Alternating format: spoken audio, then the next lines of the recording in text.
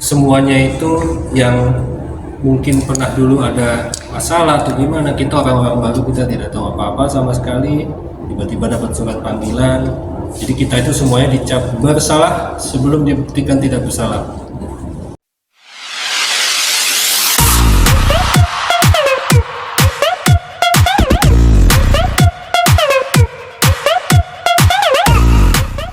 Jika bawain dulu ya.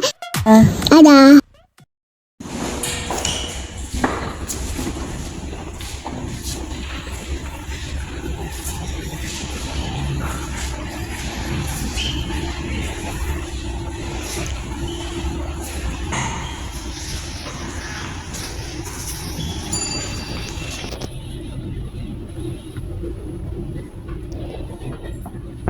Dikit Pak, kenapa Bapak datang ke sini lagi ada? Ya, duduk aja Pak. Bisa bantu? Menjelaskan kedatangan hari ini ke kantor KPK RI. Ya, jadi saya dipanggil ke sini sebagai asumsi saya ya, sebagai dirut dari PT SNJM, yang dimana PT SNJM itu adalah pemegang saham daripada PT Vario Indo Permai. Di surat tersebut mengatakan bahwa pemberitahuan kepada penagih hutang PT Vario Indo Permai, yaitu tertulis PT-nya dan nama saya, sebesar nominal yang tertera di situ. Lalu saya datang ke sini untuk mengklarifikasi ini kapasitas saya di sini sebagai apa? Apakah sebagai seorang individu atau sebagai dirut dari PT SNJM itu sendiri? Nah, itu yang masih belum bisa dijawab juga oleh mereka. Tapi mereka akan memberitahukan kepada kita selanjutnya tentang masalah itu. Lalu untuk permasalahan surat pemberitahuan tersebut itu kepada kita disampaikan sangat baik sekali ya oleh Pak Agus.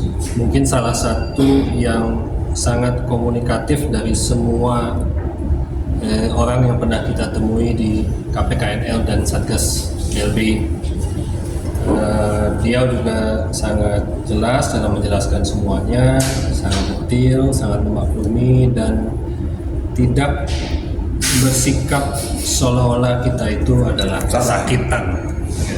Jadi beliau mau mendengarkan, itu intinya. Jadi dari kita ini adalah salah satu korban ya, bisa dibilang ya, karena kita semuanya itu yang mungkin pernah dulu ada masalah atau gimana, kita orang-orang baru, kita tidak tahu apa-apa sama sekali, tiba-tiba dapat surat panggilan. Jadi kita itu semuanya dicap bersalah sebelum dibuktikan tidak bersalah. Itu caranya, cara negara ini sekarang seperti itu nampaknya gitu. Nah, jadi ya kita mesti bersabar dan ya nggak capek-capek lah melakukan perlawanan hukum kalau memang diperlukan. Jadi sejauh itu pertemuan hari ini masalahnya.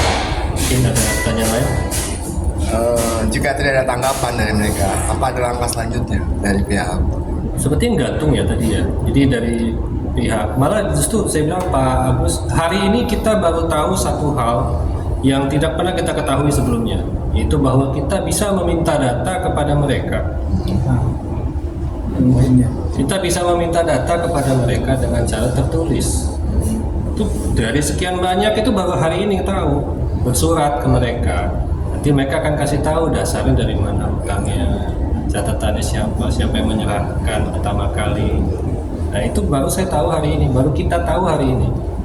Berarti itu akan dilakukan langkah itu? Oh pasti dong, kita kan mau tahu juga ini dasarnya dari mana ini. Anda bilang saya berutang segini, itu kan kita mesti tahu dasarnya dari mana. Dasar itu yang kita selama ini debat kusir sama mereka. Mereka nggak ngasih kita opsi bagaimana caranya. Baru hari ini makanya saya bilang Pak Agus adalah orang yang paling baik dalam berkomunikasi. Beliau memberitahu cara bagaimana kita sebagai seseorang yang dipanggil ini untuk mengklarifikasi. Selama ini kita datang merasa tertuduh. Ya. Hari ini mereka datang, saya datang merasa sebagai orang yang benar-benar ibaratnya dianggap oleh negara sebagai rakyatnya gitu loh. Selama ini saya ngerasain baru kali ini. Bagus, baik. Jadi hari ini adalah ada madu-madunya, nggak ada ininya ya. Ibaratnya Ya, informasinya sudah ini ya. Informasi itu yang buat yang menurut Bapak tadi madu itu ya itu buat saya dapat kejelasan setidaknya bagaimana cara berkomunikasi dengan mereka, cara mendapatkan dan supaya mereka bisa menunjukkan bukti kepada kita dengan cara apa itu diberitahu akhirnya hari ini. Selama ini nggak pernah diberitahu. Kita nggak tahu. Kan kita nggak mungkin tahu kalau kita nggak dikasih tahu kan gitu ya. Betul. Jadi hari ini kurang lebih berjalan sangat lancar menurut saya. Tadi kira-kira berapa lama di dalam? Dan apa sih yang dibahas? Mungkin ada sejaman kali ya. Ini panggilan pertama ya Pak? Kalau dari sisi saya pribadi ya, dan PT Senjam juga pertama. PTP udah 5 kali nih. Kalau ini dipanggilnya secara pribadi. Itu yang saya masih bertanya, saya nggak mau nuduh, saya nggak mau apa, saya bertanya karena di situ suratnya agak ambigu. Mereka sendiri juga nggak bisa jawab gitu loh. Jadi saya jawab dari pertanyaan ini di sini tersebut pemberitahuan penagihan hutang PT Fahri Indo Permai itu subjeknya. Lalu ada tulisan PT Sumber Niaga Jaya Makmur dan di bawahnya ada Rudolf Listian. Tidak dijelaskan detail saya apa, tapi memang saya dirut ya SNJM. Makanya saya bingung. Ini pribadi saya yang dipanggil atau SNJM. Nah itu saya mau tanya, tadi saya tanya juga mereka nggak bisa jawab. Kenapa? Saya mesti tanya karena saya mesti tahu jawaban saya harus sesuai kapasitas itu. SNJM itu sama PT VIP hubungannya apa? SNJM itu adalah pemegang saham PT VIP, salah satu pemegang saham. Nah itu juga lucu sebenarnya, cuman ya sudahlah saya nggak tahu lah gimana gitu ya. VIP kan punya pengurusnya sendiri ya. PT juga ada, asetnya juga ada. Gitu. Kenapa mesti sampai ke kita gitu loh? Kalau emang dia manggil saya sebagai dirut SNJM, kalau manggil saya sebagai pribadi saya nggak tahu ya. Kenapanya lebih nggak tahu lagi. Selain Anda pemegang saham di PT VIP, ada pihak lain nggak sih yang megang? Apa mereka juga dipanggil? Pak Andri juga salah satu. Salah satu. Iya di PT VIP. Fred, saya sekarang saya tadi jelaskan bukan hanya PTP, World SSM aja, seluruhnya dari awal sampai akhir cerita Bang Sentris, drama Bang Sentris pertama kali buat perjanjian dengan BI 46, isinya perjanjian jual beli promes dengan jaminan. Jual beli promes itu artinya menjual beli barang, namanya promes. Promes yang dijual 492 miliar dengan jaminan. Jaminannya milik PT PIP yaitu 452 hektar. Nah ini mereka nggak tahu ini. Kemudian pada saat 31 Desember 97 Bang Sentris bersado positif, nggak menerima BLBI. Bank-bank lain menerima. Ketiga, Bang Sentris tidak pernah menandatangani APU, MSA atau Merna. Jadi Bang Sentris nggak ada hubungan sama DQ. Sebetulnya nggak ada hubungan. Bang Sentris hubungannya dengan pengadilan. Dan DQ, BPPN menggugat Sentris di pengadilan. Sudah terbuka tahun 2020, tahun 2000, Sentris nggak terima duit di persidangan. Jadi BPN kalah. Kemudian banding di pengadilan ini tahun 2000 kalah lagi dia. 2002 kalah lagi dengan putusan gugatan BPN terprematur, jadi tidak bisa terima. Kemudian kasasi 20 tahun nggak putus-putus. Putusnya tanggal 1 putusan kami terima pada tanggal 2 November 2022. 20 tahun ya. Kalau 2022 putusan baru diketik, harusnya diketik dulu putusan, baru relasan. Jadi kami terima relasan tanggal 1. Putusannya baru diketik tanggal 2. Jangan. Udah. Kedua, hakim memutuskan Artijo dan Bagirmanan. Bagirmanan itu profesor ahli perdata bagi Bagirmanan. Artijo pidana. Bagirmanan perdata. Artijo pidana. Gak mungkin jadi satu. Kemudian di putusan itu juga tidak ada gelar profesor atau apapun dari Artijo maupun Bagirmanan. Yang ketiga, ada yang semua ada 22 kejanggalan. Yang ketiga aja, yang tidak tertulis di gugatan dimasukkan di pertimbangan Mahkamah. Banyak sekali yang salah tentang tanggal-tanggal. Tanggal putusannya salah. Mesti yang 4 Juni jadi per April gitu. Itu sudah cacat, benar cacat. Ada undang-undang perkembangan Kabupaten Sembayang masuk ke situ. Jadi aneh. Jadi kami duga itu palsu. Kami duga ya. Dan memang ada surat dari instansi tertentu yang mengatakan kami tidak pernah menerima permohonan kasasi dari BPN. Kami tidak pernah menerima permohonan kasasi dari BPN, dari BPN. Artinya tidak ada hakim, tidak ada sidang, tidak ada putusan. Tapi sekarang ada. Jadi diadakan putusan itu. Artinya kalau tidak ada putusan berarti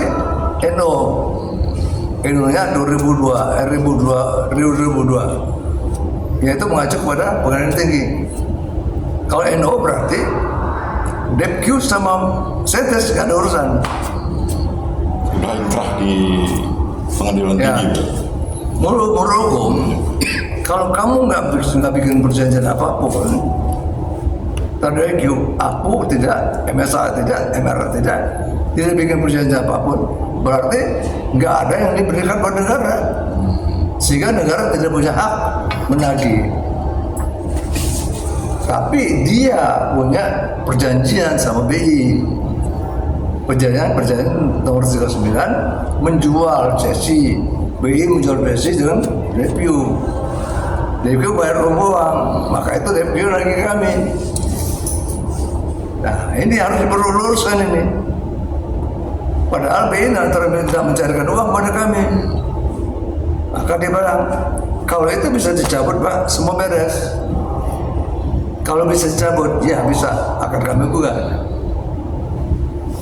BI harus mencabut surat utang. Surat utang DPQ itu cabut, baru beres semua.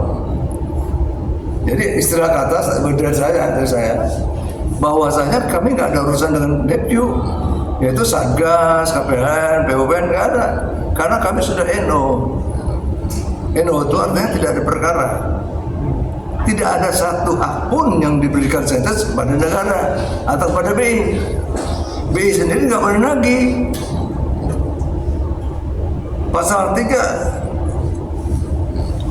daripada Akta 4 mengatakan BI tidak boleh menagih. Bagaimana dia bisa menjual gitu. Ini persoalannya, tapi dari BQ kan ya gimana kau kerja BI katanya. Itu loh. Tapi pada kenyataannya kan Bapak ditagih juga Pak. Tagih, saya bilang tagih aja. Tapi saya bisa bilang kalau bisa disabarkan dulu, karena saya mesti gugat kan. Karena kalau nggak sabar terjadi tumbang tindih persoalannya. Kalau dia nagih sangat salah kan, sebetulnya salah. Itu NO sudah. NO itu nagih kan nggak boleh. Yang berhak lagi kan saya. Saya punya hak tagih pada sahabat saya. Kenapa dia sekarang dari saya? Itu balik kan. Yang berhak lagi itu Bang Sentris. terhadap nasabahnya. Sekarang dia nagih saya, gimana nih? Itu berbalik, ini kesalahan DLBI kesalahannya. Karena saya jujur, itu loh. Saya kira itu cukup ya. Setelah diceritain tadi KPKNL 3 tanggapannya gimana Pak? Oh, Setelah semuanya? bagus sekali, apresiasi. Cuman dia punya tugas, nggak bisa apa-apa. Dia hanya bisa menyampaikan apa yang ke atasannya, nyampe ke kawan-kawannya. Gimana kita gimana nanti? Itu aja dia. Dia nggak punya hak untuk ya gitu. Tapi ada nggak Pak hal yang dijanjikan sama mereka kepada Enggak. Enggak. Saya udah kasih tadi semua surat polisi sudah, apa akta-akta sudah, saya tidak termasuk PKPS sudah saya kasih semua. Artinya saya tidak termasuk PKPS, artinya dia nggak boleh nagih saya. Orang yang boleh nagih orang-orang termasuk PKPS. Tahu nggak PKPS? apa itu Pak? PKPS itu perjanjian kewajiban pembahasan. Lo kewajibannya mana? Nggak ada. Ya, kalau saya tekan Abu, MRA, MSA, mereka boleh tagih saya. Hak mereka. Oke? Harapannya Mas Pak Dodo. Ya harapannya cepat selesai lah ya. Saya juga capek lah kayak gini gitu. Kalau memang kita akan debat kusir terus kayak gini, buat apa dipanggil-panggil gitu. Langsung aja maunya bagaimana. Kita ketemu di sini dulu, kita minta data. Ternyata mereka juga bersikukuh bahwa itu data kita punya, tidak boleh dibuka segala macam. Ya semoga lah ini dengan Bagus ya. pemberitahuan dari Pak Agus ini bisa membantu kita untuk mendapat data-data sehingga kita bisa lebih menjelaskan gitu kan ya. Kalau ada orang nanya ini kenapa kamu nyekek orang itu gitu kan ibaratnya. Kan kita mau ngejelasin mesti ada penjelasan dulu kan gitu ya. Saya nyekek orang itu tuh karena ya itu begini gitu, makanya saya cekek, bukan saya yang jahat gitu. Misalnya seperti itu. Nah, untuk bisa mendapatkan akses itu si hakim ini kan mesti lihat juga dong datanya mana ya, kok itu orang bisa sampai nyekek. Nggak bisa langsung, ibaratnya dia langsung bilang kamu nyekek orang, saya kasih kamu hukuman, nggak bisa gitu dong. Logikanya gitu lah. Ini lucu ya.